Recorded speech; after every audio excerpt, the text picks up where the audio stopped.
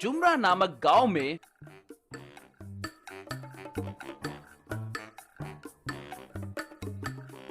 भिक्षु नामक एक मिस्त्री रहता था। वो आसपास के गांव के लोगों का घर बनाता रहता था। एक दिन उस गांव के प्रेसिडेंट से भिक्षु, प्रेसिडेंट जी, सरकारी घरों का काम खत्म हो गया, मुझे देने वाले पैसे दिए तो मैं मजदूरों को दे दूंगा। कमाल करते हो भाई, सरकार के पैसे आने के लिए कितना वक्त लगता है तुम्हें पता है ना? 1 हफ्ते के बाद देखो। देखिए, ये कहानियाँ आप किसी और से बोलिए, मुझसे नहीं। सरकार ठीक समय पर पैसे देती है, ये मुझे पता है। वैसे मैं एक नया घर बनाने की सोच रहा हूँ, मुझे मटेरियल खरीदना है। अगर आप पैसे किए तो क्या करना है मुझे अच्छे से पता है, सोच लीजिए। भिक्षु, तुम भी ना क्यों गुस्सा करते हो भाई? तुम्हारे बारे में मुझे पता है ना। अगर तुम चाहे तो सीएम भी बन सकते हो, सही ना? मजाक बहुत हुआ। अगर कल मेरे पैसे मुझे नहीं मिले तो आपको सिनेमा दिखाऊंगा, कहकर वहाँ से चला गया। प्रेसिडेंट अपने आदमी मोहन को बुलाकर, रे मोहन, ये हमें ही वार्निंग देकर जा रहा है। लगता है इसकी चर्बी बहुत चढ़ी है। उतना ही नहीं कि बनाए घरों में हमें हिस्सा नहीं देते हुए उल्टा हमें ही डरा रहा है। देखो, कल उसके पैसे दे दो, मगर उसे इस गांव में रेती के अलावा लोहा, सीमेंट ऐसे कुछ भी नहीं मिलना चाहिए। नया घर बना रहा है ना, वो कैसे बनाएगा मैं भी देखता हूँ। अगले दिन भिक्षु को मोहन पैसे दे दिया। अब भिक्षु किसी भी दुकान पे जाकर पूछने पर दुकान वाले उसे सीमेंट, आयरन ऐसा कुछ भी नहीं है कहकर बोलने लगे।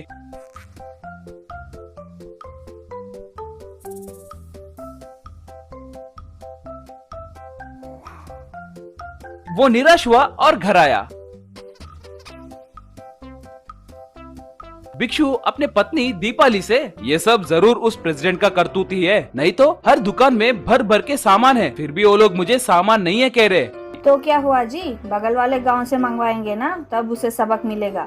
मैंने वो भी कोशिश की है, बगल वाले गांव में रेट दुगना बोल रहे हैं। अगर वो खरीद कर घर बनाए तो हमारा काम तमाम हो जाएगा। कम से कम हम स्लैब तक नहीं बना सकते।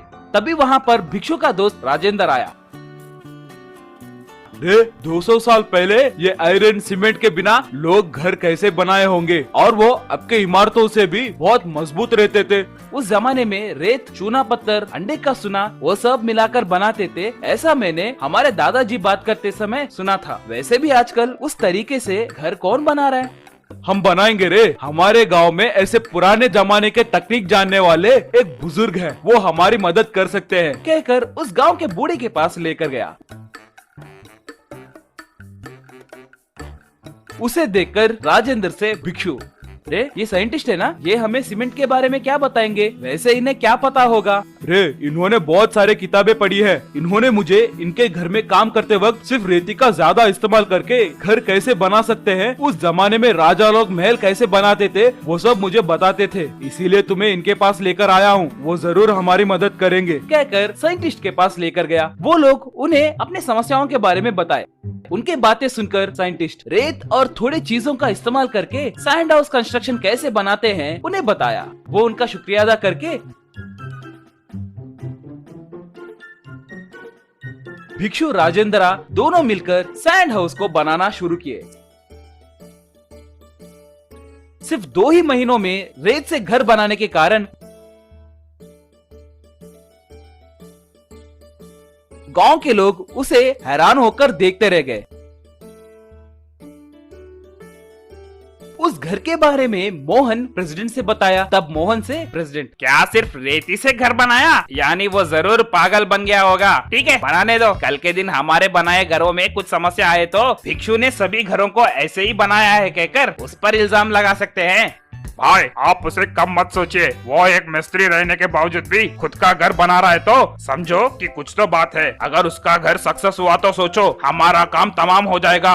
अरे, तो हमें भिक्षु को आसानी से नहीं लेना चाहिए। आज रात ही जाकर उसके सैंड हाउस को नाश करके आएंगे, कहकर वो दोनों भिक्षु के घर को चोरी छुपे गए। और सैंड हाउस को देखकर प्रेसिडेंट, रे ये मामूली आदमी नहीं है रे, इसे उसने कितना मजबूत बनाया। उतना ही नहीं, खर्चा भी बहुत कम हुआ लगता है। इसे कुछ भी करके नाश करना होगा, नहीं तो हमारे गांव में ये बहुत बड़ा हीरो बन जाएगा और हम जोकर हो जाएंगे। ऐसे कह रहा था, तभी भिक्षु वहाँ पर आकर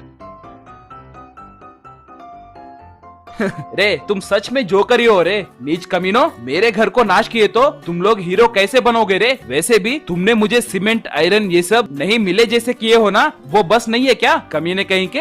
हे भिक्षु, तुम यही हो क्या? मैं ऐसे ही मजाक कर रहा था, तुम बेकार में सीरियस हो जा रहे हो। You crazy boy. बॉय गया तेल लाने। रे तेरी हड्डी फसली तोड़े तक तुम नहीं मानोगे लगता है। मुझे सब समझ में आ गया है रे। रे भिक्षु, ऐसे पागल कुत्ते को यूं ही नहीं छोड़ना चाहिए, भगा भगा कर मारना चाहिए। और क्या सोच रहे हो? चलो इन्हें खूब पीटेंगे। कहकर राजेंद्र भिक्षु प्रेसिडेंट को खूब पीटने लगे। उनकी मार से प्रेसिडेंट और मोहन वहाँ से भाग गए।